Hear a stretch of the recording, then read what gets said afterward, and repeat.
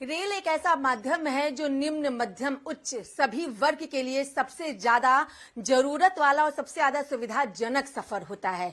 बिहार में प्रधानमंत्री नरेंद्र मोदी के द्वारा कई सौगात दी जानी है। इन मुद्दों को लेकर बात कर लेना चाहेंगे। रेल मंत्रालय यानी सूचना एवं प्रचार के एग्जीक्यूटिव डायरेक्टर दिलीप कुमार हमारे साथ मौजूद हैं। सर, कई ऐसी योजनाएं हैं जिसका शुभारंभ लगातार देश में देखने को मिल रहा है, लेकिन अब बिहार की अगर बात करते हैं तो बिहार में क्या कुछ सौगात मिलने वाली है, किस तरीके से ही सारी चीजों को देखना? भारतीय रेल विकास के पैमाने पर देश के हर हिस्से में काम कर रही है और हमारी कोशिश है कि जो प्रधानमंत्री जी का सपना है कि विकसित भारत एट 2047 उसके अनुरूप पूरे देश के नेटवर्क को इस तरह से स्ट्रांग किया जाए कि वह विकसित भारत 2047 की आवश्यकताओं को पूरा कर सके।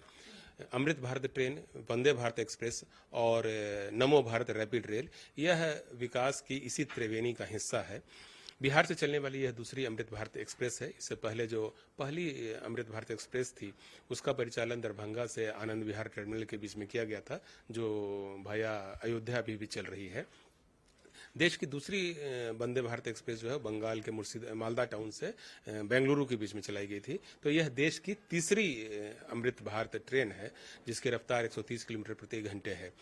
इस ट्रेन में वह सारी सुविधाएं उपलब्ध कराई गई है जो वंदे भारत एक्सप्रेस में भी है। फर्क सिर्फ यह है कि यह नॉन एसी सेगमेंट में है, इसमें अनरिजर्व क्लास है और स्लीपर क्लास है। एक अच्छी बात है सर, क्योंकि अमूमन देखा गया है चाहे अमृत ट्रेन हो या फिर वंदे भारत ट्रेन हो, ये एसी की ट्रेनें होती हैं। जैसा अभी आपने भी जिक्र किया कि सभी वर्ग को ध्यान में रख के इसको बनाया गया है। कितना असर अब बिहार से सफर करने वाले लोगों के जनजीवन पे पड़ता हुआ दिखाई देगा जब ये ट्रेनें बिहार की पटरियों पे दौड़ना शुरू करेंगी? तो देखिए, अमृत भारत एक्सप्रेस और नमो भारत रैपिड रेल इन दोनों के परिचालन से बिहार के मिथिला और मगध क्षेत्र के लोगों को काफी लाभ मिलेगा, क्योंकि ये जो ट्रेनें हैं वो न सिर्फ आधुनिक हैं बल्कि उन डेस्टिनेशंस को जोड़ती है जहां पर कि जाने वाले लोगों की संख्या काफी अधिक होती है। सहरसा से पटना, मुगलसराय, दीनदयाल उपाध्याय नगर और मुंबई जाने वाले लोगों की संख्या काफी अधिक होती है। उसी तरह से जयनगर, मधुबनी और दरभंगा से प्रतिदिन हजारों की संख्या में लोग पटना राजधानी आते हैं।